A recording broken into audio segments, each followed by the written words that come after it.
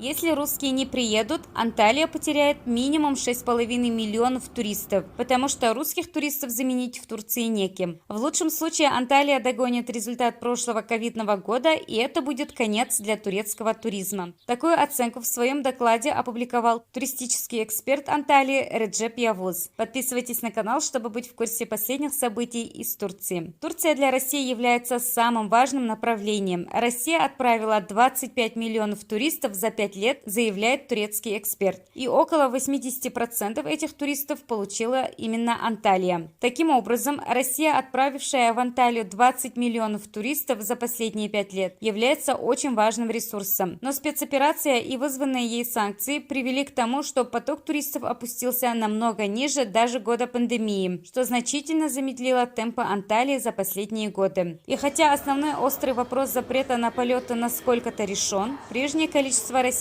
туристов Турция вряд ли получит. Тем более, все еще сохраняется неопределенность. Если мы учтем ограниченную возможность российских туристов добраться и почти полную потерю Украины, которой никогда не было, то возможности других рынков составят всего 5 миллионов туристов. Анталия без русских не может вернуться в прежние времена. Но, похоже, в этом году мы потеряем 2/3 российского и украинского потенциала примерно на 6,5 миллиона человек. В этих условиях было бы неплохо, если бы Анталия догнала прошлый год, получив хотя бы 9 миллионов туристов, подвел итог гражданин Явуз. Ну а мы, конечно же, будем следить за новостями.